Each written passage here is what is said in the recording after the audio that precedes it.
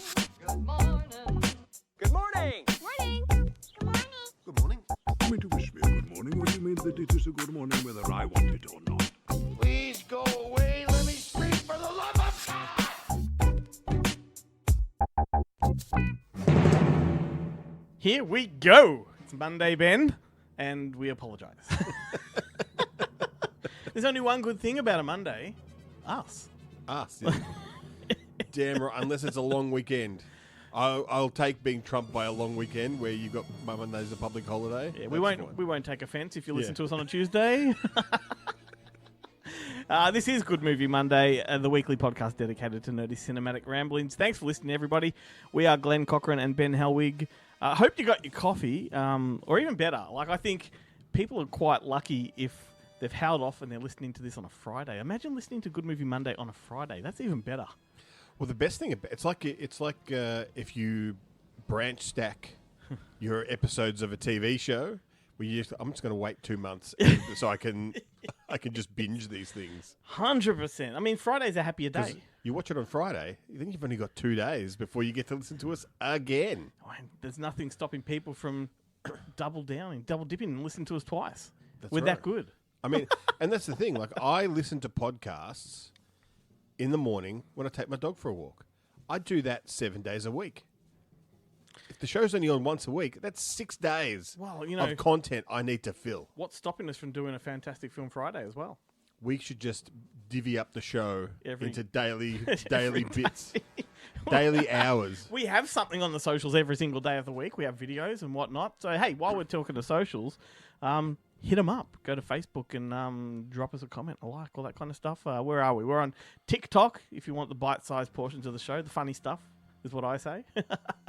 Usually me making a fool of myself, saying something offensive. And if you're lucky, Singing. you'll get some singing from Ben because that's what he does best, I guess. Said no one ever. So the title for this particular show this week is Dear Mondays Get Fucked, okay? So that's the name of it. And the reason being, right, is that we let the people of Facebook choose this week's title. Right. Okay? And I will go through how that all went down a bit later in the show. But we did end up going with regular listener Jack Shewan's title, which is... Right. Was it him? No, I don't think he did this one. I'm trying to remember who selected this. It might have been Jack that said, Dear Mondays Get Fucked, which I think is great. And if it wasn't him, it was probably Brody. It's like one It or the does other. sound more of a Brody thing. Yeah, I've written them down for later in the show. And I don't know if Brody would say Dear Mondays. He'd just say Mondays get fucked. Yes. Anyway, Fuck you, Monday. social media, that's where you want to find us. We are on Twitter, but that's not a very prolific place for us. It's mainly just the episode links and things like that. But goodmoviemonday.com will just take you to wherever platform you The want to be. only thing I like about Twitter is that, and I think I've said it before on the show, Yeah. it is the last frontier for pornography. Yeah, that's right. For animated, I feel like it's the last place you can go for animated GIFs. Yeah. Because, like even Google image search no longer has the GIF tab. So when See- you put in This is why certain search terms, Elon was so nothing happens. clever to call it X. Yeah. You know, very clever. They really, Tumblr was the place to go, and they really botched that. Yeah, that is true. Does that even exist anymore? I don't think so. No. There's so many things that Well, no, it does, but it doesn't work like it used Like, to. what's with Pinterest? Like, I don't even get that. Pinterest is possibly the most popular of all the social But I media don't understand platforms. how that works. It's all mood boards. Yeah. So I heard someone, I was listening to a side hustle podcast, and they were saying that Pinterest is like not the last frontier, but the great frontier for ideas. Yeah, right. Like any idea or anything you're thinking of, you can type that into Pinterest, and somebody will have created like a mood board with a whole bunch of like images that relate to it, and you're like, But yes. you can't right-click and copy a picture off that. No, That's- they're that's- real. That's problematic. It's like IMDb. If you do it through Google Image Search, you can copy the IMDb images. If you go onto IMDb, Yeah. they've finagled it so you can't. Who's to stop you screenshotting? No one. It's only. It just doesn't work if you're trying to do stuff for print. Yes, absolutely. Look, before we move on, let's just bring the tone down a little bit. I just wanted to mention Melbourne particularly, but Australia, the world lost an important cinematic voice last week, late last Thursday. We lost Lee Gambon, who is a name that if you're into film, you probably know his name. An absolute champion of cult cinema, prolific in his output. He ran the Cinematiacs film group in Melbourne. He wrote books on genre films and television. He's on countless audio commentaries. Video essays, DVDs. and I tell you what- He's responsible for even the ones he's not on. For the most part, he would have got the people who are on it the job in the first place. And it is, and no doubt most people listening to this will have heard his name, if not know who he is or know him personally. What a shock to the system. Like, he was our age. He's a year younger than I am. Yep. He is my age, I believe. And I was not a close friend of his, but I certainly moved in similar circles and we did chat from time to time. And yet, and everybody I know was close friends with him. Jared on the show, did commentaries with him. So look, I thought it would not be appropriate for us to do the show without sort of a mention and some condolences to the people that knew him and loved And him. his family, his mother and his sisters. Everybody, his pets. Like, he was an buddy. absolute champion for animals and rescue and whatnot. So I think that's the call has gone out on I think the Cinemaniac social media that you can donate to his favourite charity, which I think was Dogs for the Homeless. yes. There's a link on the Cinemaniac page. Yeah, so and the fact that if someone like me that wasn't his friend can feel really affected by this, and just the amount of the outpouring of love and condolences on Facebook. I don't know about you, but on Friday my Facebook particularly was just saturated with people I don't know, people from overseas, all recognising and sending their love. So Yeah. Lee Gambin, important voice, gone. But the beauty about people like Lee is that the legacy they've left is like, there's so much you can tap back into. It's like visiting a ghost and being able to sort of, if you need that, pick me up and revisit and hear their voice. Yeah, that's it. You can hear him. Like, I have on my phone a voicemail that my mother left me, Oh, dude. 2 years before she passed. But it's literally one of the only kind of things I have, like, of her talking. Yep.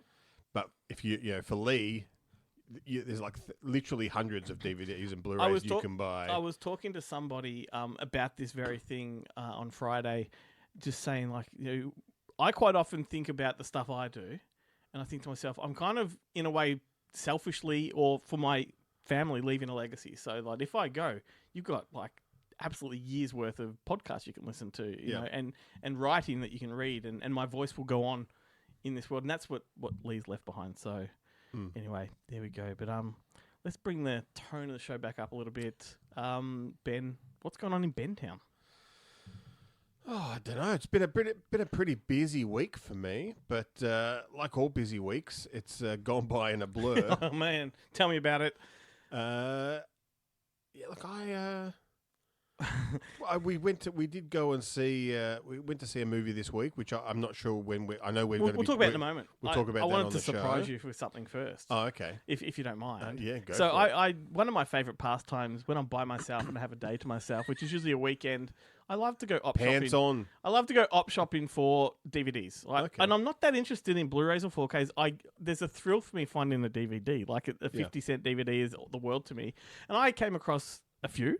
What did I pick up? I picked up the Mod Squad, all right, which I rewatched and enjoyed it more than I haven't seen since theatrical. you and I, and this has been a recurring thing in my world lately in conversation, and I think you were the one that said it, is that a lot of those films that didn't hold up back then suddenly do because of the caliber of shit we're putting out now. Like, you hold them in comparison, and those crap movies back then are suddenly great. Yeah, and you've forgiven them. You forgive them for what you wanted at the time and the way that they were marketed. Yep. And then now you go in with no expectations. You remember it being pretty shit. Yep. So when you watch it and you're like, Totally. that was actually pretty good. Totally. One that I remember or thinking I loved and turned out I really didn't was that classic, and I say that, in inverted The commas. air quotes. Yeah, The Night the Prowler, that Australian movie from the 70s. Right. That was just fucking weird. Like, that was directed by Jim Sherman, who had just done Rocky Horror Picture Show. Man, I don't understand it. And I didn't understand it so much that I had to straight away, the second it finished, go back and watch the commentary. Yeah. Like, explain this to me, please. And what did he say? Well, that was a bit of a self-indulgent, arty-farty right. kind of commentary. But the lead actress, who I forget her name, everyone will know her if they see her face. Classic Australian actress. You can look it up if you want. She was even getting a little bit pretentious about it, but I'm not even going to go into it. But it was like Mercia Dean Johns. it was such a disappointment, I must say. But will I go back to it? Who cares? It was 50 cents. the perfect price. Yeah, I Ruth picked. Cracknell. She's the mother. She's great in it, I must admit. But it's the daughter who's the lead actress that becomes Kerry Walker. yeah, and she goes around sort of raping men in the night or terrorizing men in the night as well. And Nothing like a good bit of man rape. yeah, that's right. The best kind of rape. I picked up John Q, which I hadn't seen in a long time. Dude, we're just going to scoot past Scoop that. past it. Move along. I picked up He Said, She Said, which I hadn't seen in a long time. Yeah, right. The Night We Never Met, that Matthew Broderick film. Picked that up. Oh, where they live in the same apartment. Yeah, and don't they swap or something like that? Yeah, he's there during the day and she's there at night, Mm-hmm. or vice versa. Haven't seen that in a long time, but I picked up something that I've been talking about on this show for a long time. It's not available on any streaming platform, and I'm pretty sure you don't have a copy, so I picked it up for you, my friend. Oh, I'm just going to pull it out from underneath the desk. There you go. oh, toys. Yes. Wow. I wanted to keep it for myself, but I'm like, I already have a copy. And now you can watch it. Now I can finally watch it. Amazing. Michael Gambon, Joan Cusack. Yeah. LL Cool J, Robin Wright. It's full of people. Who else we got in Oh, here? Donald, what's his name from Singing in the Rain? Donald, what's his face? You know, Donald O'Connor. O'Connor, that's it. Great movie. Great movie. Like I know, like yeah. After hearing you talk about it, I really wanted to watch it Yeah, so now because I'd never seen it. It's my Dead Poet Society. that's the other thing. When you pick up a cheapie from an op shop and it's not on a streaming service, it's like it feels precious. Yeah. And this, you know what I love about these too, the old school DVDs, which they don't really do anymore, except for maybe they do on the really big Blu-rays and stuff. But it does have. I can watch this in like French and German with Yeah. English subtitles. Go back and watch Erin Brockovich in German, especially when it comes to the part where she's giving shit to the other lawyers. Like when she does that whole you got 2 left feet and fucking ugly shoes. You watch her do that in German and it is hilarious. Oh, excellent. I'm going to have to do that. Excellent. But now we can talk about what we saw last week. We went and saw, as I hope everybody has, Furiosa. Furiosa. A Mad Max saga, which is the prequel to Fury Road, the movie that leads directly into Fury Road. And if you watch these two movies back to back, it's a singular story. Right. Dude, I loved it. You know, I loved Fury Road. I like this more. Yeah, I hated Fury Road. Yeah. I really thoroughly enjoyed this. I thought it was exceptional in so many ways. And it was a little bit more, I guess, heavy on the CG than what Fury Road was, because Fury Road was very practical and they just augmented with CG. They didn't actually, Look, I have to admit, I wasn't paying attention to all of that. Yeah. What I liked about this was story, story, dialogue, and they didn't. Like Fury Road was so over-impressed with the war boys on the pogo sticks Yeah. flying around with the Yeah. electric guitar and all that kind, like really over self-indulgent. Well, I mean, but I do love that. Right? So Overindulgent, don't let his self-indulgent. dissatisfaction with that film, reflect on me, because I love Fury Road. But I just thought it was just all style and zero substance. And I don't know if this one, I mean, you'll say yes, but I don't know if it's a better film technically than the Fury Road, but I think it's a more enjoyable film. Like I can connect this with the rest of the franchise in many ways. I think every single installment has been the equal leap in evolution. Like it's a big juxtaposition between 1 and 2, then a big juxtaposition between 2 and 3, 3 and 4, and this is the same kind of thing. It is like I do feel that George Miller has tried to keep the tech under control. Yeah. It's not like Star Wars where Yeah. the further back in time you go, the better the technology is. And what I love about this franchise in general is George Miller has it mapped out. Like, so in my review, I called in the Tolkien of the post-apocalyptic wasteland, because he's mapped it out. Like, there's an actual geographical grasp that you can have on where things are. So the Citadel, Gastown, Bullet Town, even Bartertown from Beyond Thunderdome, like they have their locations, and you can actually understand that in this film. Well, that's I have to say that my one fault with this film is the whole geography thing. Yeah. because It's all very close in proximity, though. Like, yeah, but at the start of the film when they capture the little girl, which is in the trailer, yeah, they bring her back to Chris Hemsworth. Mm-hmm. She won't talk, won't tell her where it is. yep, But they know that those guys have been away for a day. yeah. They've got 1,000 guys on motorcycle. He can't just go, all right, you go. You guys go that way for a day. Yeah, that's true. That's true. We'll find it. Yeah. Movie over. Yeah. Because they would never bother with, Toe Cutter or any of that, whatever that guy's, what is that guy's name? Who's the... Oh, the Morton Joe? Morton Joe. Yeah. They would never bother with Morton Joe if they could find where the girl came from. Well, I mean, 'Cause who needs Bullet Town when you've got an Oasis? and the funny thing is, though, if you Although they if just you, ruin it. if you put that question to George Miller, he'll have an answer for you. Yeah. And that's what I find interesting. He does have every single character, even the ones in the background, have backstories. Yeah. He's mapped it out very thoroughly. But what I found particularly, also before I move on, Chris Hemsworth, I thought he was fantastic. Yeah. I really did. That was my biggest skepticism going into this. Is I don't know how I'm going to go with Chris. I was just...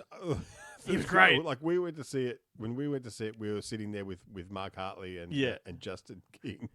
And they were talking about his fake nose. And they're like, it's not like he was playing like a famous music composer. Like, why did he need the fake nose? Just to make him not so pretty. I think it looked okay. It didn't bother me in the film at all. No, it doesn't bother me. It didn't bother me in the film, why but is the it's just question? it bothered me in the marketing before I saw the film. I'm like, Yeah. why?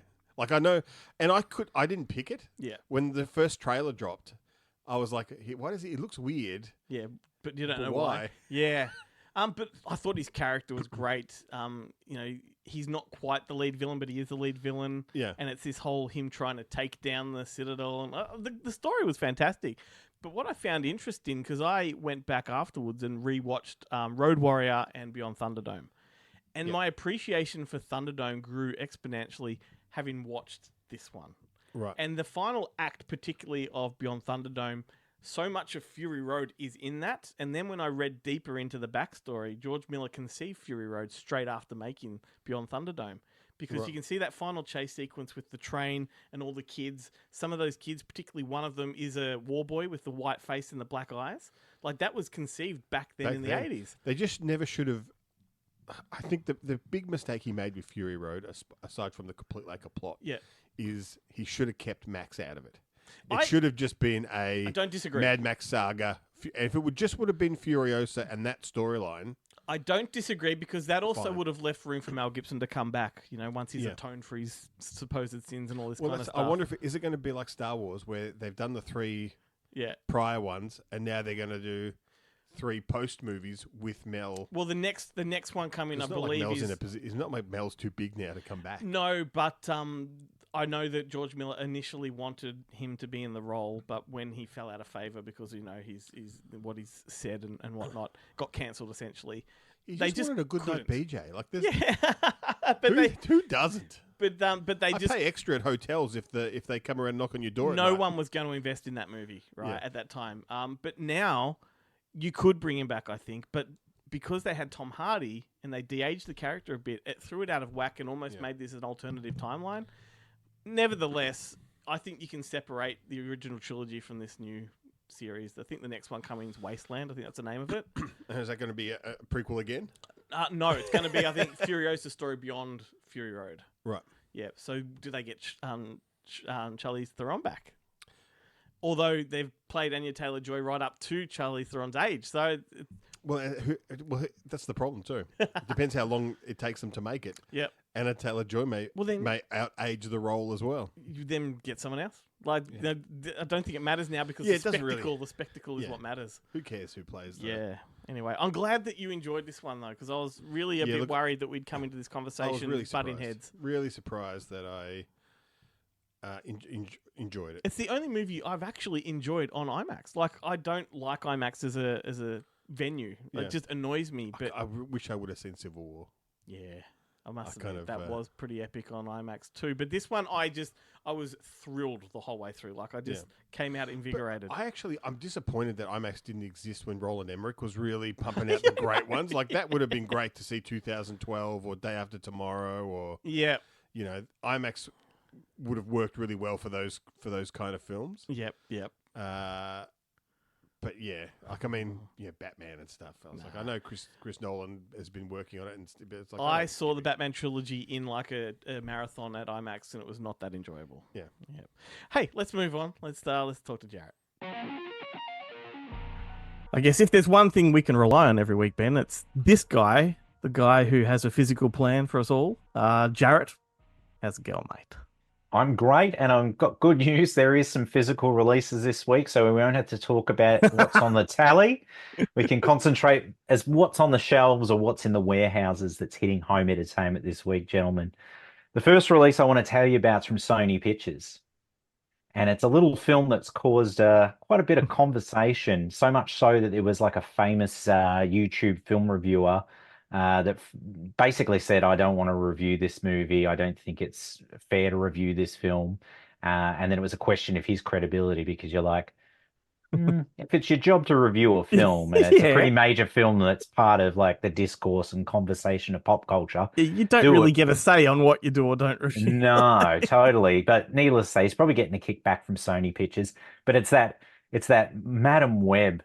It's the Sony Marvel universe that's Spider-Man universe without Spider-Man.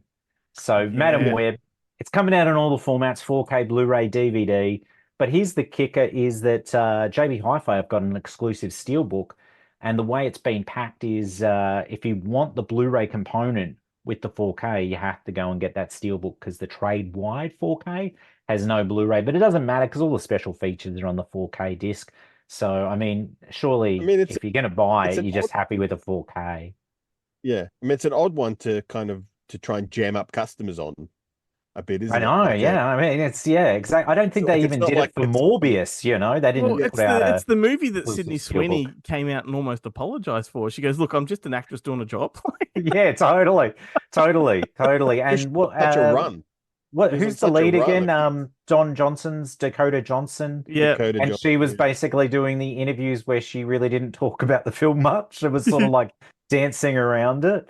But yeah, anyway, that one's coming out, and it's packed with featurettes, because obviously nobody wanted to do an audio commentary for this one. It's got a gag reel, but there's also one deleted scene, which is surprising, because I would have thought they would have trimmed a lot of things. But this seems like that kind of movie where they knew it wasn't going to quite pan out the way they wanted it, and just went, fuck it. Look, we messed around with Morbius a lot to no avail. Let's just release it as it is and get it out in cinemas and get it over and done with.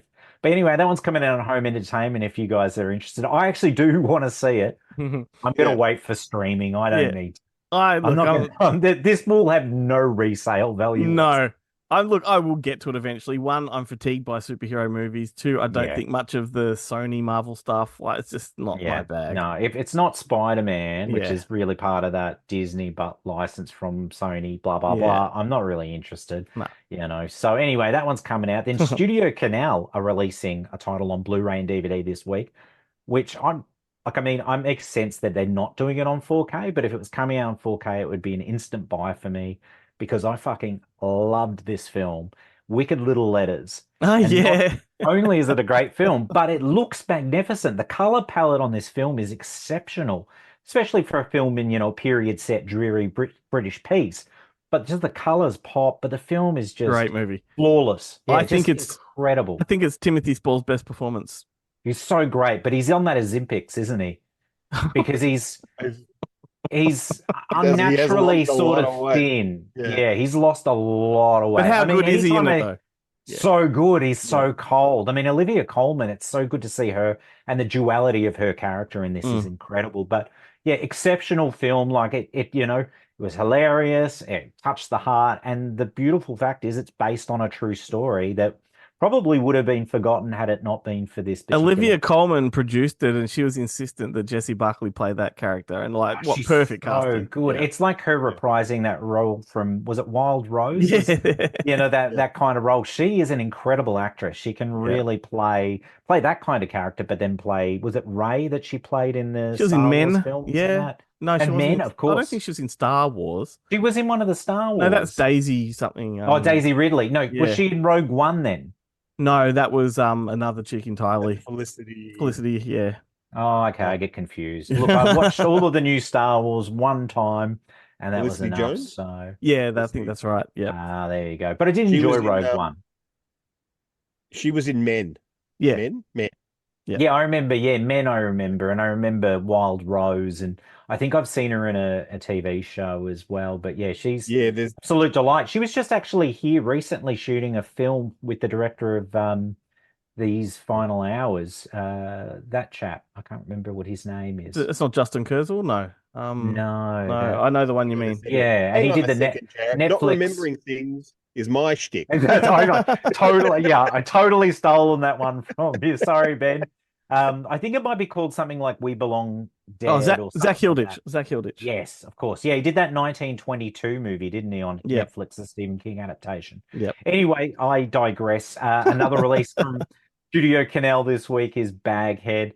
It's coming out on DVD and it's coming out with no features. And like I said, it probably would have been a good idea to include the short film. Probably could have been a good idea to include an audio commentary because the director can certainly talk. And it probably would have made for some value if you felt like compelled to own this movie. People can hear yeah. what he has to say on like next week or the week after the show. Oh, have you been pocketing that one and saving that, have you? Yeah, I have. Okay, well, there you go. All right, well, rightly so. Then Paramount Pictures are putting out Bob Marley One Love on 4K Blu-ray and DVD. Now, Glenn, you saw this one. Ben, you didn't see this one. Is that correct? So yes, I did, and the whole reason the show this week is a bit different to what it was supposed to be was because that interview fell through. We had a great chat, and I guess I didn't check all the boxes or something.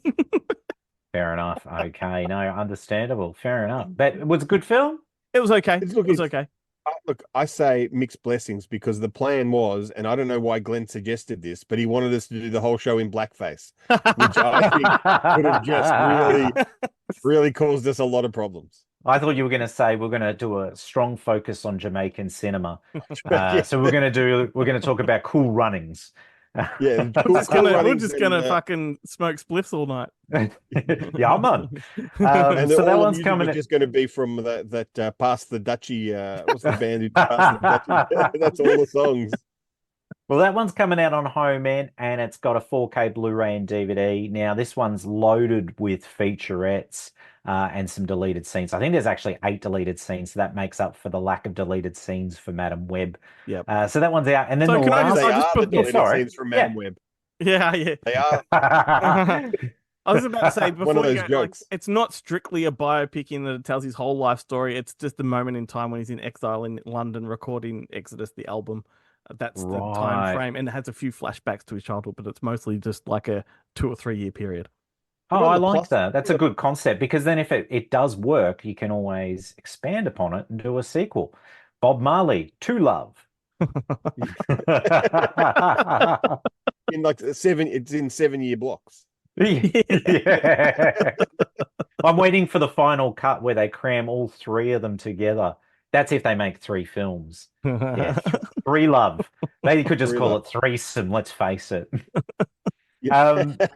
I will mention that kind of off topic before I get to the last film. I did check out The Strangers Chapter 1 in cinemas, and it was by the numbers, but I enjoyed it, for what it was, and it's a good setup for this, new trilogy of films, and I'm excited to see where it goes.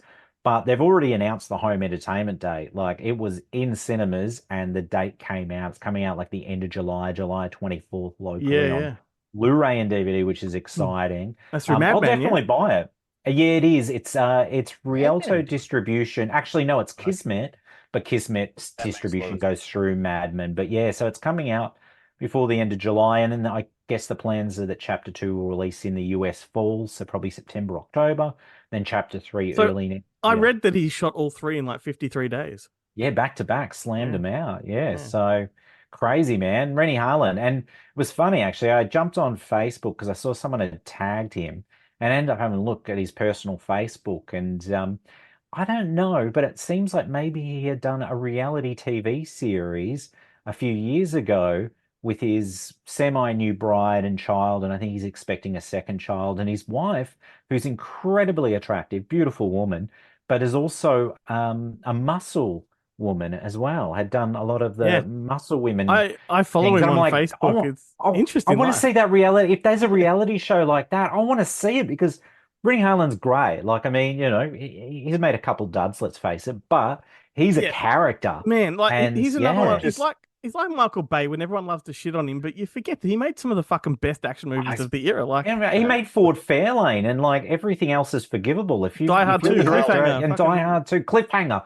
Yeah. one of the greatest action films of all time. Every time I watch it, I have Long a Kiss deeper Goodnight. appreciation. Yeah, the guy Yeah, is look, exceptional. Rennie Harlan 1,000 times over Michael Bay. Like Rennie Harlan. Oh, but undoubtedly. also, but my point being, Nightmare on though, Elm like, Street 4, Prison. I Guy's hear done some people, great I hear stuff. people even shitting on Michael Bay, and I'm like, do you forget that he gave us The Rock? Like he gave us, Yeah, yeah. first Bad Boys. Like he's done some great movies. Well, he gave us Pain and Gain, and I actually really liked that movie. I thought it was fantastic.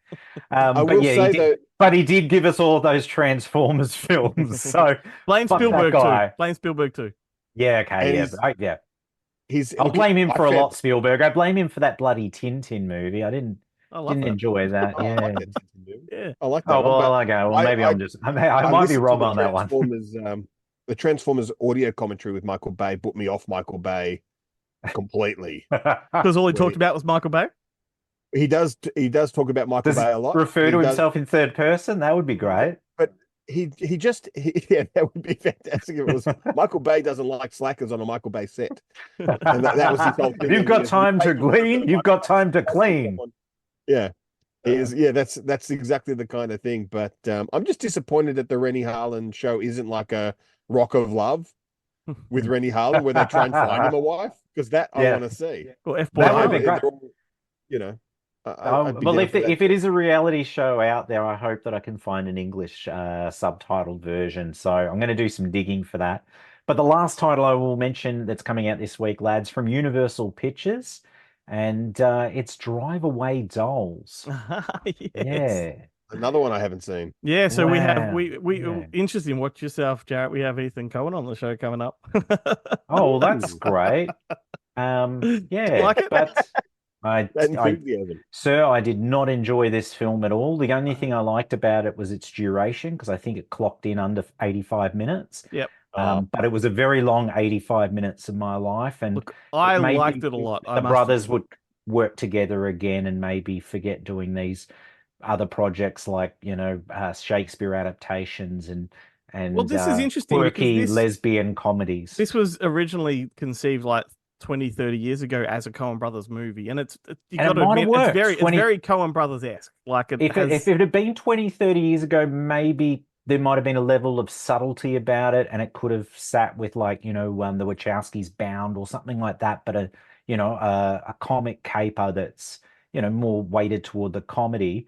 But yeah, I just did not enjoy it, and I watched it with the wife, and she did not enjoy it. She was pretty keen that I could just turn it off at any point, and I said no, I have to see it through. Look, yeah. if I've watched Intolerable Cruelty and The Lady Killers, I have to see all of this film.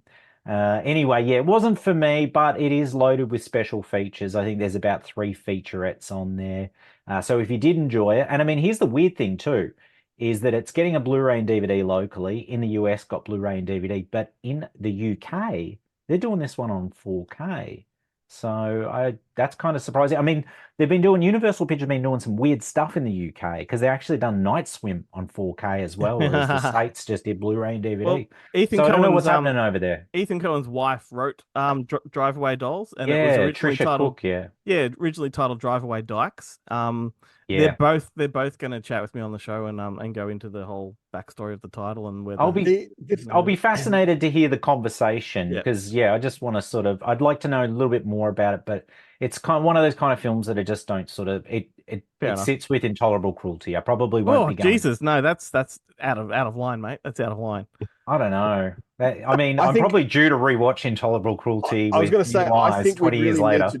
we really need to do a show where we go back and watch films that we hated on release and haven't seen since for Yep. a reevaluation. Because, yeah, Intolerable Cruelty has been sitting with me for a while as the Mhm. movie that ended my love affair with the Coen brothers. Yeah, And I but did have you not come liked back for? any- What about Burn After Reading? You didn't. Yeah, that you was didn't great. jive with that. I never, to be honest with you, I was so upset by Intolerable Cruelty that I've But- never seen Burn After But my, Reading. my theory is though, You like should every- check that one out. That's an everyone- exception. everyone's one. Yeah. allowed a misstep. Like you can't Oh, just. but they did do Lady Killers as well, and they did that other one. What was that I one didn't you really- saw I in didn't even Cannes, like Ben? Inside Llewellyn Davis. That one you saw in Uh, Cannes, What did I see? the period set one that looked magnificent. Oh, but it was All just- Hail Caesar or whatever. yeah, Hail Ah, Caesar, Hail very Caesar. Yeah, I very didn't mind shallow that. film. Like looked beautiful. Hail Caesar reminded me of Hudsucker Proxy in that it was a bit too like a high concept for them. Yeah, It was a but- weird one too because of the P.T. Anderson movie, which it was very kind of similar to. No, Very that was similar, yeah. that wasn't that different. That was No Country for Old Men. No, No. the Inherent Vice. It had a Inherent Vice. similar. Isn't that yeah. weird? Then you had No Country Yeah. for Old Men, and then Paul Thomas Anderson had the fucking Daniel Day Lewis one, Yeah, whatever. and that they're was. both similar Yeah, to kind of yeah. Big Lebowski kind of. Yeah. Well, Yeah. Drive yeah. Away Dolls has the whole trope of the Fargo with the characters of Steve Buscemi and Peter Strommer in the car. There's two characters that are very much like them, and I find that a recurring thing in their films as those sort of side gangster characters with the quirky conversations and shit. And they get the lead this time round. But I don't know. I think it was, for me, I think it was one of those kind of movies that's a bit more comic leaning. That the crime and the mystery element was kind of not that fascinating. But but anyway, I will be rewatching Blood Simple because I do watch that annually. And Amazing. I think that's just the ultimate Coen Brothers subtle crime comedy. I'll add an end cap on that and just say that he did make this movie as a teen movie, so it's aimed at a teen audience rather. And than I definitely felt that I was the wrong demographic for it. Yeah, Yeah. absolutely. So there you go. But anyway, that's all the releases this week. A huge amount of releases and all new films making their way to home entertainment. No reissues this week. But I will be back next week to tell you about some classic titles that are making their way to the 4K Ultra HD format for the first time locally. So, gentlemen, until next time, stay physical. physical. Physical. He deliberately holds out. He does it. I think you just got a delay because I said it exactly the same time. Hey, fix it in post. I know a guy in Sydney. He's really good at syncing audio. It's Terrific TV Tuesday, the only Tuesday TV segment that drops on a Monday. What time is it, Glenn? It's Ben's favorite time. It's Terrific TV Tuesday time. Don't listen to Jarrett. Talking about TV is awesome. I don't know what he meant by that parting crack. This entire part of the show is purely Ben centric. Yeah, no, that's why I love it. That's right. I mean, the rest of the show is Glenn centric, so I may as well throw you a bone here and there. I get to talk No, about. You've been fucking pissing on about this supposed Terrific TV Tuesday show that you want to produce, Yeah, and it's just never happened. never happened. No. So you've got the platform, mate. You may as well use it. So So how prepared are you for this week's Terrific TV I'm Tuesday? Look, I'm so prepared.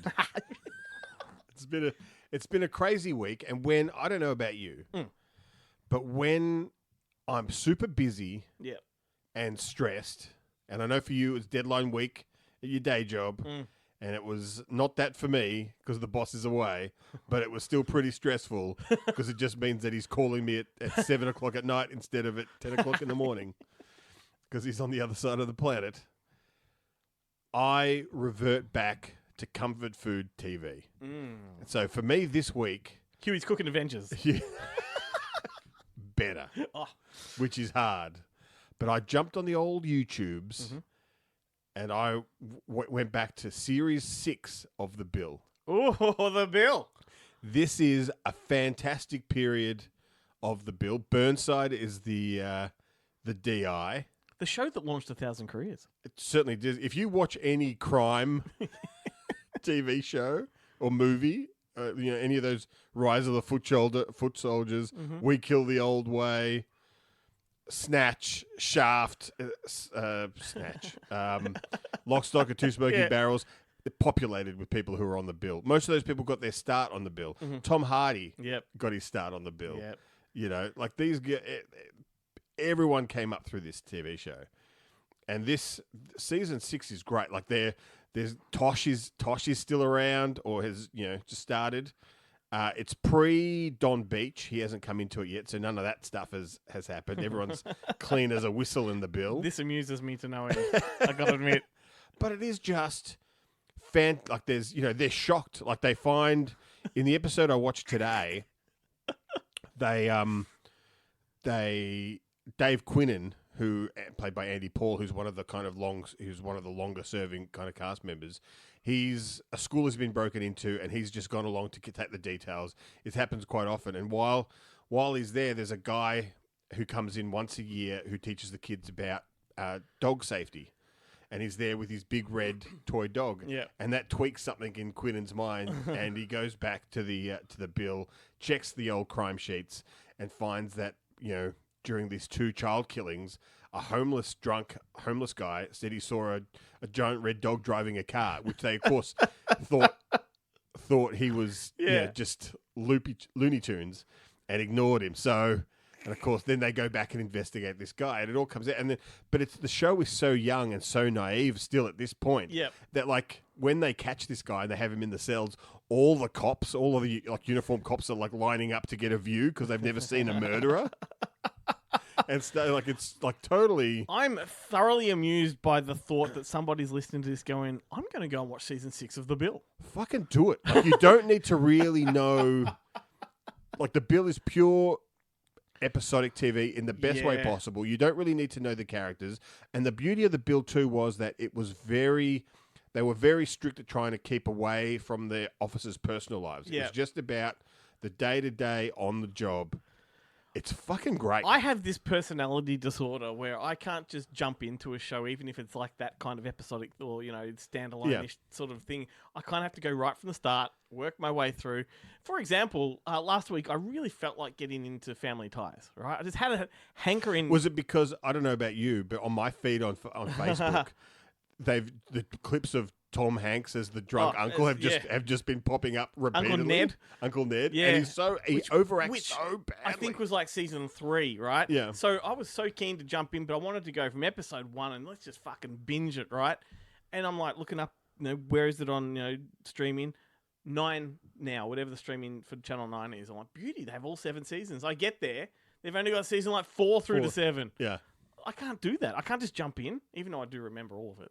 Yeah, you can with sitcoms are different. You kind of can just drop in. No, you can, but I can't. You know There's what I mean? no, It's a personality disorder. Like I'm a completist. Anyway, that it the bill? Yeah, that's the bill. Excellent. All right, so the TV show I'm going to recommend is one that I was so disappointed was cancelled, but I liked it so much that I just recommend people watch the 1 season before it got cancelled. That is from 2021. It's Clarice, the sequel to Silence of the Lambs. Oh, it was a great show. Amazing show. It is a direct sequel to Silence of the Lambs, and when you watch it, it's a believable sequel. Yeah. Is it Rebecca Breeds, the Australian actress, from Home and Away? She plays Clarice Starling, the Jodie Foster character, and nails it. Like, not only does she actually have the personality traits, the voice is there. You had Michael Cudlitz, who was like from Sons of Anarchy, but he was actually a nerdy guy back in the 90s in lots of movies. He's in like Walking Dead and but he plays Paul Krenler, which was Ray Liotta's character from Hannibal that has his his scalp taken off and his brain eaten. You got Kel Penn is in there as one of the detectives. David Hewlett, who we talk about a lot, he plays we really need to get him on the show because we talk about him way too much. We do, and I'll not stop. Like, I love him. And he plays a real smarmy kind of character in this. And you mentioned the other week, he either plays really handsome or kind of overweight and nerdy. Well, so the difference for him being incredibly handsome and a nerd is like 10 kilos. Yeah. That's right. What I loved about this show was, one, it was a continuation, but it also takes the characters, like the daughter of the senator that was trapped in the basement of Silence of the Lambs. Her character's heavily featured in this and becomes obsessed with Clarice. Yeah. But she's got all kinds of trauma attached to it. You've got the senator, her character is in it, who puts Clarice onto this serial killer task force because of that case and the debt she feels she owes her, but Clarice is not ready for it. She's traumatized. And also, if you watch Silence of the Lambs, Yeah. she's still a trainee. She is still a trainee. She's that's not right. even like a proper full FBI agent. Most definitely, but also just the trauma of facing off against Buffalo Bill and then all of the mind fucking from Hannibal Lecter. But that's the thing too. But those kind of task forces are usually for officers who have paid their dues and earned a reputation of as being good at their job. Usually, you're basically a field agent grunt. Yes. For the first couple of years in the FBI. But I think it was because of Clarice's smarts and intelligence and being able to sort of go mono a mono with these killer types. Yeah. Anyway, it's just a fantastic show.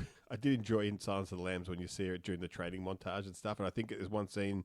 She gets in the lift and she's literally Jodie Foster comes up to the shoulders of all the other guys in the lift. That's right. So great show. It was actually the showrunner for this one is Sidney Lumet, Jenny Lumet, who is Sidney Lumet's daughter, which I found interesting. And she was once married to Bobby Cannavale. So I did not know. He's like an honourary Australian now. He certainly is. Married to Naomi Watts. She was also the showrunner for Sleepy Hollow, the TV show. Which I was just talking to Jarrett earlier this week about Clancy Brown because I think once again on my Instagram feed or something, the scene from the Goldbergs, where he's the gym teacher and he moderates the little kid from the Goldbergs has a Highlander club, and then there's another rival at school who also has a Highlander club, and then there can be only one Highlander club. And that is great comedy. Clancy Brown is the shop teacher who's Even funnier. who's moderating as between the Highlander and the deeply misunderstood but yet glorious Kurgan. My high school in Canada was the Highlanders. Right. Like the teams of the Highlanders. So look, sorry, we were talking about Clancy Brown, and he's in he's the sheriff at the beginning of the Sleepy Hollow. Yeah. I think he's actually the first one to get his head cut off in the show. I think he's only in the beginning of the pilot. Which is ironic. Yeah. Yeah. Oh, love it. So go check out Clarice. It's only one season. It's a good season. Should have gone for longer. That's my recommendation, mate. There we go. I think though, in the future with this segment, we're going to do away with the recommendations. I just want to hear what you've been watching. Okay. All right. Cool. All right. I'm down with that. We'll just. Mind you, I've been watching Curb Your Enthusiasm for weeks now. Yeah, that's fine. We just talk about that. Talk about the episodes you watched. I do break it up with a few other things along the way, so we can talk about that. I find that stuff sleeps. Like I will watch. Like I still haven't finished like Giri Haji, and I haven't finished there's two Disney crime series which I've been watching, but I'm up to episode 6 of both of them. Yeah, and they're only 9-episode TV shows. But I just I don't always feel like a hardcore murder. Sometimes I need light murder, like the Bill. Moving forward, random conversations. Random, yeah. I think that's where we really work.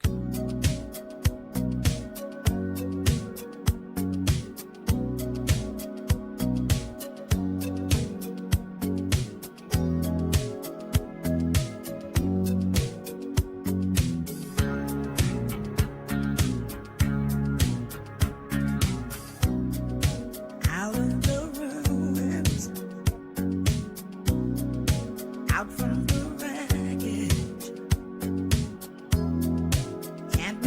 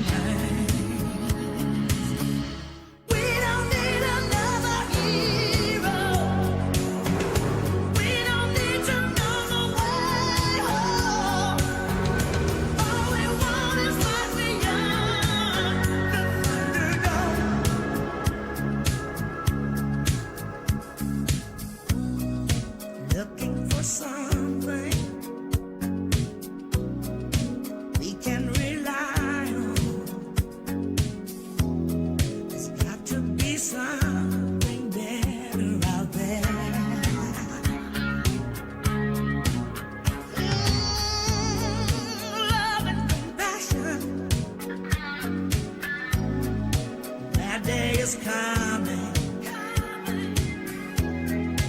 All else are castles built in the air. And I wonder when we are ever gonna change. Living under the fear till nothing else remains. All the children say we don't need another hero.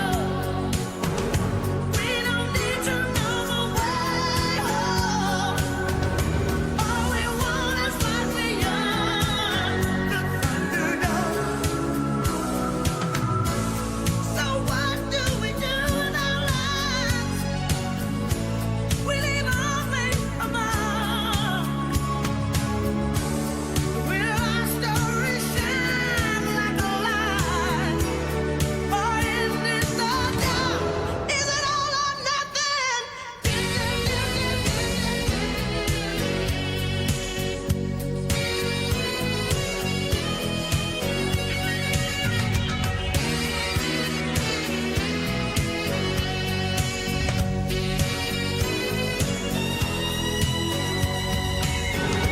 We don't need another hero. We don't need to know the way home. All we want is life beyond Thunderdome. All the children say we don't need another hero. We don't need another hero. All we want is life beyond Thunderdome.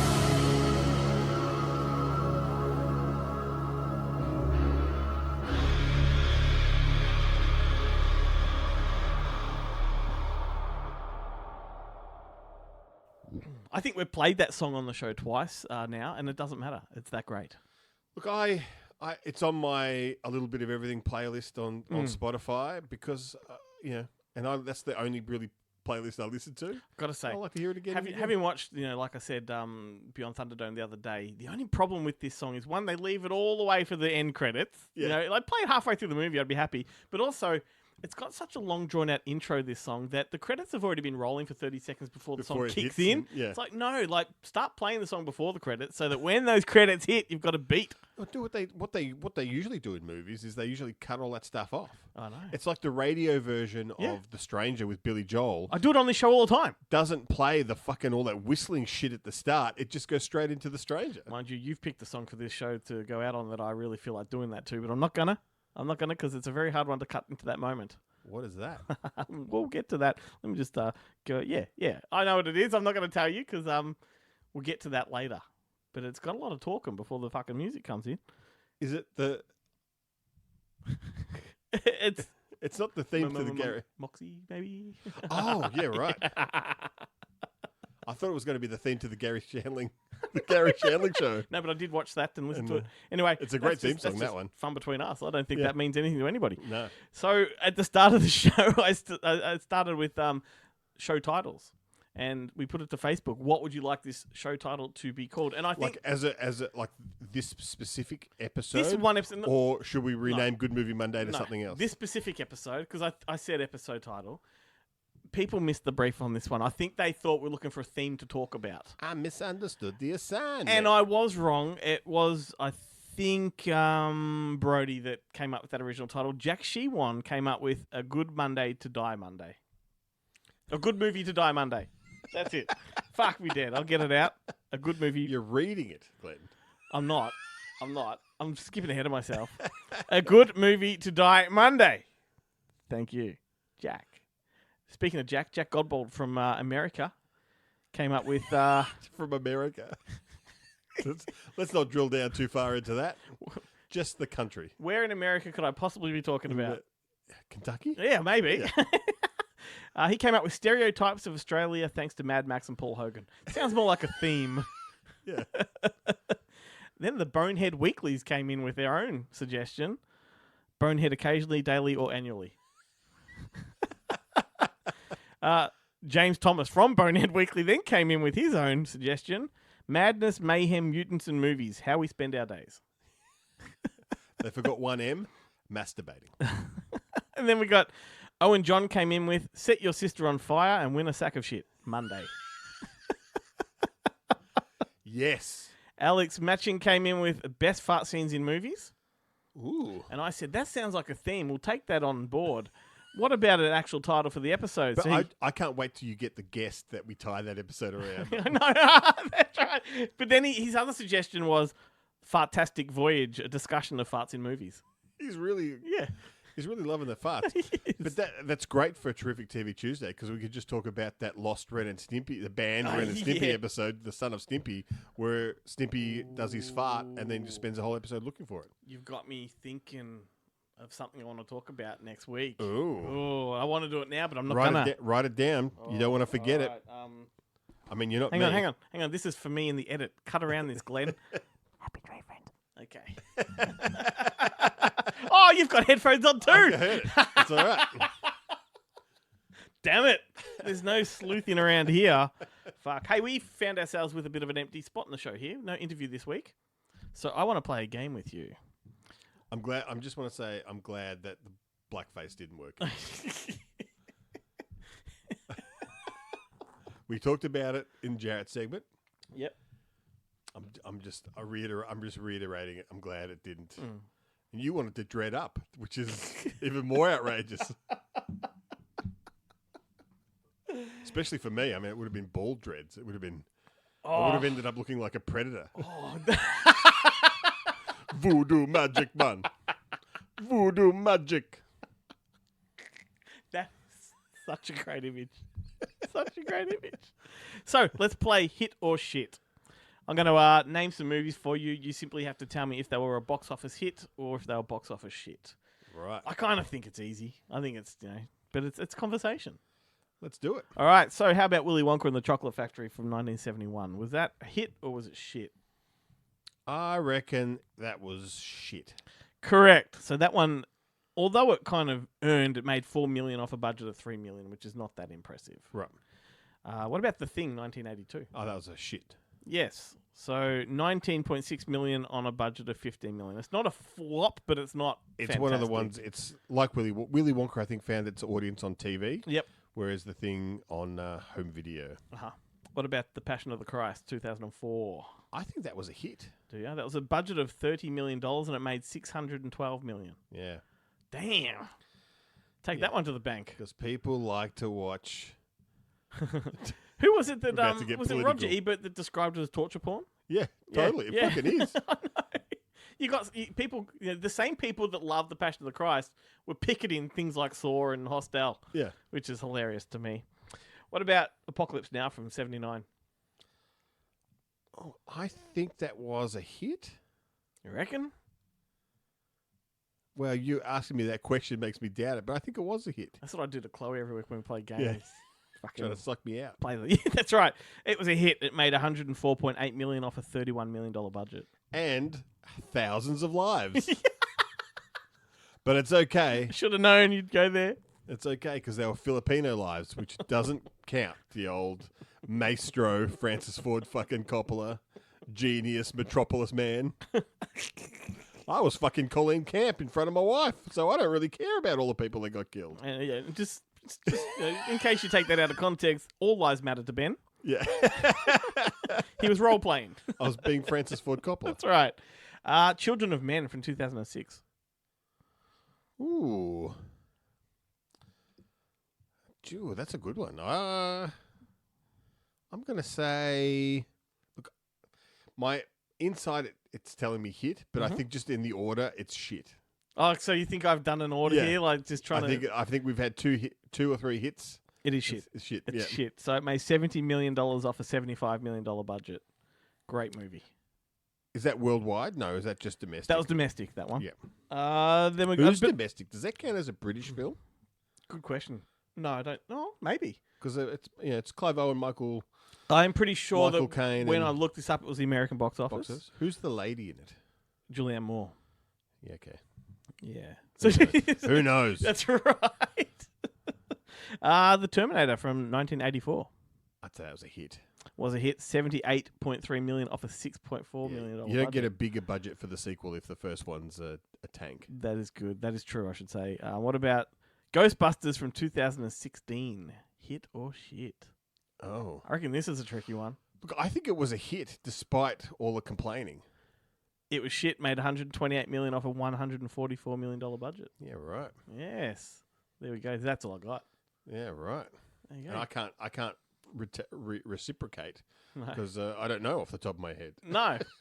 Big Trouble in Little China. Frog Dreaming. I'm just looking around the posters on the wall. Surely, I got no answer. Surely Frog Dreaming can't have been a hit. Yeah, and Big Trouble certainly wasn't. No, that's all right. Anyway, mate, good game. That was a good game. Welcome to Bonehead Weekly Fun Size. Now, this week we're talking about spies, right?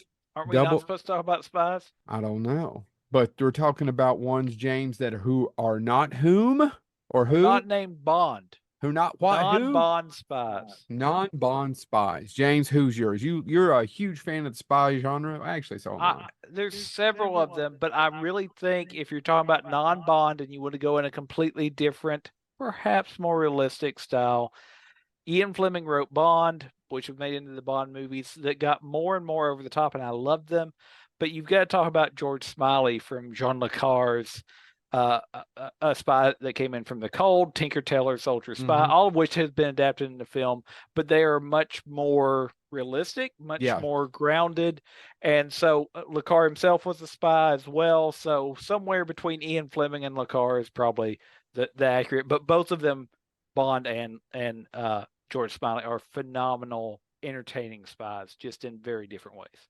Sounds good. Chad. So when you think of some of the greatest spies in cinema history, you think of Powers, you think of Bond, Boris and Natasha. But when I think of the greatest spies of all time, I think of Wallace Ritchie, the man who knew too little. You had to pick. It was right up there with the damn elephant movie of Bill Murray performances. So The Man Who Knew Too Little is a Bill Murray film from Sometime the early in the 90s, 2000s. dude. Was it 90s? I don't know. Late 90s, I Late thought. 90s, I The think. 90s. So he plays this guy who's not too bright. He's coming to visit his brother, and his brother puts together this intricate spy themed party for him, but he unknowingly gets actually wound up in a real spy hunt, and he's actually, everybody's mistaken him for a spy, and he's a complete idiot. It is an absolute gem of a movie that I don't know what these men are talking about. It should be in IMDb's greatest list of movies that We're about spies that starred Bill Murray. Yep. I mean, I get a little bored with it, but sure, you live the dream. I mean, Yeah, I like The Silence of the Hams, so I can't judge. Right up there with that damn elephant movie. Now, Peter Gallagher's best film. no, that's House on Haunted Hill. But moving right along, mine is right on the nose. I actually had a different one for this and forgot it, but I was going back through spy movies, and Arnold Schwarzenegger as Harry Tasker in True Lies. That movie holds up today. It's just as entertaining. It is absolutely. What are you shaking your head about? It's no Spy Who Knew Too Little. You're right. It isn't. Plus, he rode that horse into that elevator that was actually a guy. Can you believe they're remaking that, by the way, with no Schwarzenegger? Well, the thing is as good as Schwarzenegger is in it, there's three other people in that movie who actually deliver absolute perfect comedic performances. Completely agree Tom with you. Arnold, Yep. Jamie Lee Curtis. Jamie Lee Curtis fucking kills it. Oh yeah, she's the best part of that movie. And Bill Paxton. Yeah. Did I miss any? They all, and actually Schwarzenegger's funny in it. It's that just kills. Yeah, Tom and if Arnold, it hadn't been great if it hadn't been performance for by Tom True Arnold. Lies, we wouldn't have gotten McKill's Navy. Okay, well, you got to sling one thing at it. This has been Bonehead Weekly Fun Size. That's James Bond. Not James Bond. Who are you? Who's your favorite non-James Bond spy? Oh, that's a good question. Surely look, Richard Greco from If Looks Could Kill has to be up there, right? Look, I would say for me, in book form, I don't know. I would say Modesty Blaze, but I don't know if she does count as a spy. Yeah, why not? But just not in film form because the films have sucked, except for My Name Is Modesty, Spiegel the one, Scott yeah. Spiegel one. In film, I mean, you got Ethan Hunt from Mission Impossible. Yeah, don't care for him. Okay, what about Maxwell Smart? Yeah, look, I love Max, but that humor used to get to me. Like I used to love watching Get Smart once a day. Mm-hmm. Or once a week. The If I best. had to watch it, if I binge watched it, I'd just be like, stop being such a fucking idiot. Well, yeah, no, it's not a movie. It's get not upset. a show you can binge. It's, Yeah. yeah, I agree with you there. Would you believe? I just get upset unless the chief is going to sing in an episode, and then I'm right there. In fact, I think if you go to my Instagram profile, you know how you get one link. Yeah. Mine is just a link to an episode of Get Smart where they sing Alouetta. Where the chief is singing it, and like he's getting all the words wrong, and Max is like, he's got a great voice, but he's terrible with the lyrics. and 99's like Max, that's the control code for as an imposter. Oh, Speaking of Mel Brooks, because he's the creator of that show, I watched a fantastic interview with him recently talking about Spaceballs. This guy's 97 years of age. He's on this stage, up and down in his chair, recalling every single memory he's ever had in life like he's 20. yeah. Amazing. Look it up, everybody. I can't remember what festival it was. It's the TCM. They do Yeah. their yearly thing. It's one of those. It's Paley Fest or whatever. TCM. Yeah. fantastic. Yeah, that's fine. I thought the same of what's his name? The guy who directed The Sorcerer. William Friedkin. Yeah, yeah. When I heard him on WTF, Yeah. like it was like this guy is like pulling out these facts. Yep. Like it was yesterday. But I'm sure it's because William Friedkin has been asked about The Exorcist 20 billion But then you actually times. see that final interview and his pants are up around his shoulders. Yeah. Yeah. He's got the Clint Eastwood pants. 2 weeks in a row, mate. Let's, Only ladies can wear the high pants. let's recommend some movies before we wrap the show up. Would you like to kick it off? Yeah, sure. Do it. Look, I was just palling around. Like I said, it was a pretty busy week, pretty stressful, and I just wasn't looking for anything too taxing Needed on the some old noggin. sweet And relief. I thought, like something like a rom-com or something like that will do the job. Did you watch Mother of the Bride again? Maybe. Maybe just parts of it. But I came across this movie called Moxie on Netflix, and I thought, the real reason I decided to watch it wasn't necessarily because of the plot or the who directed it, which are both, interesting. Yeah. But because for a while there, I had this idea that people who work for distributors don't give a shit where their quotes come from on movie covers, on posters Yeah. and stuff like that. Yeah. So I created this fake website called Film Moxie, where I just wrote glowing reviews for terrible pieces of shit movies, where just about every line was a pull quote. The special effects were amazing. This is the greatest film best film of the year. Like just nonstop stuff like that. I only did it for a couple of weeks before I lost interest in. I had a teacher called Mr. Moxie. Oh, He really? could claim some of those quotes, I reckon. He could have claimed them. Yeah. No one picked any of them up, unfortunately. But I did get sometimes I did get to be the first on the IMDb critics Yeah. list, which is Well, pretty this is good. like I mentioned briefly, just in jest Moxie before because you did prep me for the song at Yep. the end of the show from Moxie, but I didn't know what the title was. I'd never heard of it, and I didn't look it up, and I didn't know that was your recommendation. So Yeah. tell me all about it. So it's directed by Amy Poehler. Oh, really? And look, I love a good girl power movie, Uh-huh. and that's basically what this is. I'm not sure when it's even. Oh, I know the one you mean. I didn't know that was the title. I think this movie must be set in the 90s because I just don't recall mobile phones being in it. Okay. So, or maybe the 2000s, Yeah. pre-mobile phones, but especially at school. But basically, it's this girl. The lead actress is in bloody everything at the moment. She's in Anyone But You. Her name's Hadley Robinson. Yep. I think it's Hadley Robinson. Yeah. Anyone But You, Little Women. Mhm. She's in Winning Time. She plays John C. Reilly's daughter. She's great in Winning Time. Yep.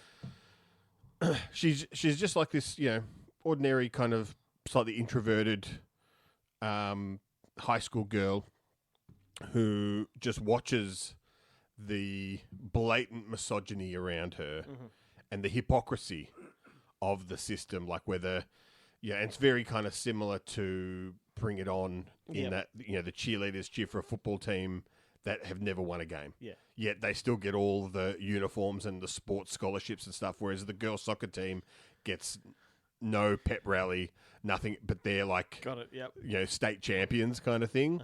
And there's all these, like one girl in the school, she's wearing a tank top and she's quite well developed. And the principal comes in, spots it, and basically sends her home for wearing inappropriate clothing. Yet the girl next to her, who happens to be flat-chested, is wearing the same top and has no repercussions. Yeah. And there's all this kind of stuff. So kind of because she's shy and retiring, so in order to kind of get out her feelings, she starts this zine called Moxie. And I'm a big fan of zines. I always have been. I love the idea of them. Never had the discipline to actually create one myself. But always loved the idea. And she secretly she deposits them into the girls' bathroom and they spread around the school. And it basically starts this movement of calling out the shit. Yeah, right. And it's, it's Mean Girls, but from my opinion, much better than Mean Girls. Sounds a bit like Bottoms, the movie that came out recently. Yeah, which was great. Yeah, but it's just a, I mean, looks, some of the misogynist things are like, overplayed, heavy-handed, lacking in subtlety. But this kind of movie, like, you don't really need it. Yeah, it's fine. Yeah, but it's just really enjoyable. Cool. A really enjoyable movie. Fantastic soundtrack. Great message. Great cast. And Amy Poehler directing. Directed by Amy Poehler, who also stars in it as her mum. Cool. I'm definitely going to check it out because as you were talking, I was looking it up and. Yeah, the IMDb synopsis is much better than mine. It's my bag. It's my bag. It really is. So I went to a movie that has been popping up on my Paramount Plus for a while, and I've been keen on it. Finally bit the bullet, watched it. 2023 was the official release date, but I think it dropped on the streaming this year. Blackberry, which is the true story about the Blackberry, the rise and fall of the Blackberry. Fantastic movie. So it's very much in the spirit of, I guess, Tetris, crossed with a bit with Air. It's got the humor and the satire that Air had in it. It's got Jay Birchall, or whatever. How do you say his name? Baruchel. He is fantastic in the lead. Glenn Howerton from Sunny in Philadelphia. He's incredible with his bald head. And plays the hard-ass fucking corporate guy that comes in. Matt Johnson is in it. He directs the film, and he's also the co-creator of this original company that started the Blackberry. And look, it's set in the early 2000s, and it goes through the whole history of how the Blackberry was the first phone, or they were the first company to connect to a free Wi-Fi network that existed in America that nobody else had tapped into. Right. They were trying to sell the potential to people. Like, this is free. We can tap into this, and all of like the telco kind of companies are like, you got to be mad, Yeah. So it goes into all of that.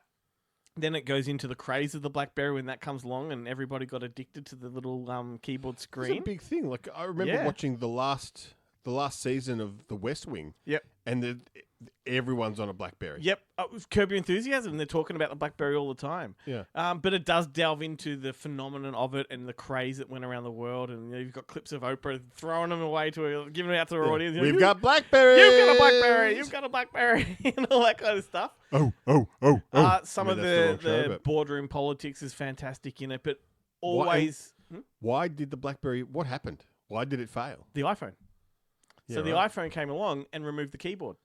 And so there's this great moment, sort of, it's not a spoiler because this is what happened, right? But there's a moment where things are really on the nose. The iPhones come along and Jay's character, who created the BlackBerry, can't comprehend not having a keyboard. He's like, that's what makes us cool. So then he had to quickly try to adapt with it. And he tried to invent, it didn't really work, a flat screen on top of a keyboard so that when you press the flat screen, you can still hear the click. Right. He was convinced that it was the click that was selling the phone. Yeah, it's like a digital camera. That still makes the clicks when you take a picture, That's even right. though there is literally no So mechanism. that side of it, trying to compete with the iPhone, and it does cut to Steve Jobs doing the big pitch and the song and dance and the the panic that sets in at BlackBerry, knowing shit. Like if we can't compete with this, we're fucked. Then them going to their investors and the telco companies, and the telco companies saying, "Well, where's your version of the iPhone? That's what we want now. That's the future." And Yeah. they just can't. They can't do it. But amazing take on this whole story, and like I was about to say, at all times satirical. Like it's very Yeah. funny at the same time.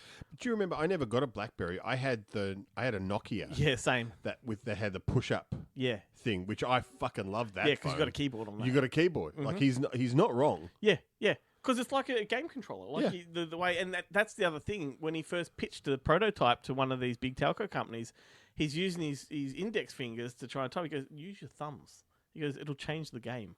And he picks up like a game controller and starts typing. He's like, "Wow, this is incredible!" You know. The interesting thing about this one, there's also a 3-part TV miniseries version of it. Oh, So in Canada, where the film was made, yeah, they've got a TV version, so it's a longer story, right. split over 3 nights. Is that on the? I wonder if that's going to be on the home end It's release. not on any. If there is a home not on end any release. streaming service. It's only the theatrical version. Fantastic though. Yeah, right. Yeah, really, really good stuff. BlackBerry, awesome. That's it. End of the show. Fantastic. Dun, da-da! We're going out with a bang here, Ben. You got a song lined up, but before we do that, just want to remind everybody, click the bell on our social media, on our YouTube, like, subscribe, follow, all that stuff, because you get notified when we do new content. We have some video from this show going up onto YouTube and Facebook. We have Wednesday Up Late, which is the Wednesday night podcast I host with Chloe. That is going up. This week is our live episode from Inspire 9, where we get together and sit at the same table as opposed to Zoom. It's going to be fun, and that's about it, Ben. Yeah, that's it. So what do you got for us? Well, this is Double Dare Ya. In other words, a whole lot of talking before the music. Yeah, you could have just cut that off, I suppose. But you can't. Like, the music It's sort of part of flows, yeah. Yeah. That's all right. I mean, look, it was this or Valley Girl by Frank Zappa and his daughter. We're committed. We're committed. But at least this was about a movie I actually watched this week. Yes. It's Double Dare Ya by the Bikini Kill. Awesome. Enjoy, everyone. Have a great week. We're going to see you same time next week. We're Bikini Kill, and we want revolution!